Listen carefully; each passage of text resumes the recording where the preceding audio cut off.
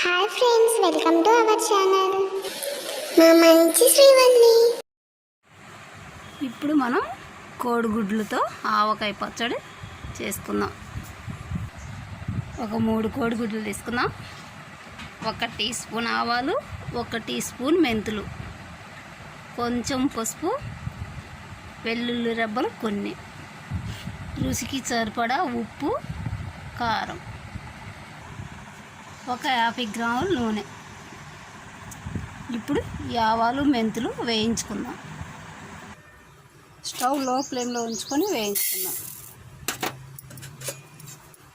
వేగేసరికి 1 వంటింటి చెక్క చిన్నది, టమాటాలు ముక్కలు కోసి కొంచెం సాల్ట్ వేసి ఎండబెట్టుకుంటే 1 సంవత్సరం పాటు నిల్వ ఉంటాయి. వీటిని మనం రసంలో అప్పుడప్పుడు వేసుకోవచ్చు. ఇప్పుడు మెంతులు వేగిని ఆవాలను కూడా కలిపి వేయించుకుందాం.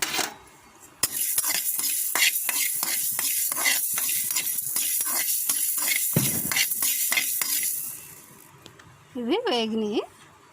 ఇప్పుడు స్టవ్ ఆఫ్ చేసుకుందాం. వీటిని పౌడర్ చేసుకునేసరికి మనం కోడిగుడ్లు ఉడికించుకుందాం.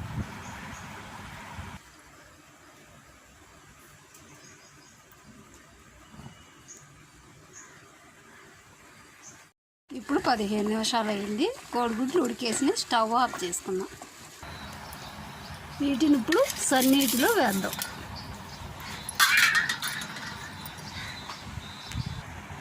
ఇప్పుడు వీటిని పెంకు వలిసేసి ఘాటు పెట్టి పెట్టుకుందాం.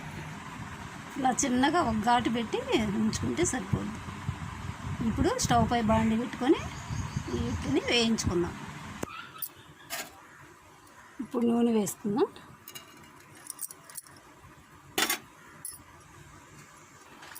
నూనెలో ఇప్పుడు వెల్లుల్లి రెబ్బలు వేద్దాం.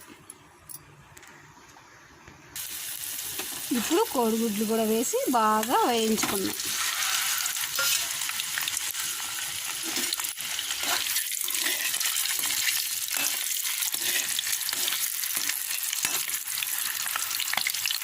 ఇప్పుడు ఇవి వేగేంత వరకు మనం మధ్యలో ఒక ఆరోగ్య చెక్క ఏంటంటే అది వేయించిన పదార్థాల కంటే ఉడికించిన పదార్థాలు తింటే ఆరోగ్యానికి ఎంతో మంచిది. మన శరీరం లావెక్కకుండా ఉంటుంది. ఇలా చేయడం వల్ల జాడీలో పెట్టుకుంటే ఒక 2 నెలలు నిల్వ కూడా ఉంటుంది. ఆవకాయ వేగేసి చూసారు కదా. స్టవ్ ఆఫ్ చేసుకున్నాం.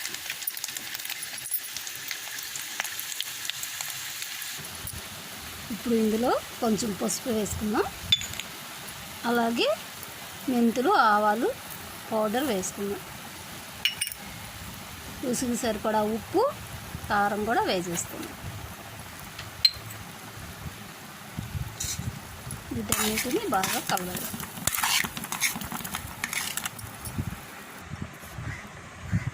చూసారు కదా, కోడిగుడ్లతో ఆవకాయ నిల్వ పచ్చడి.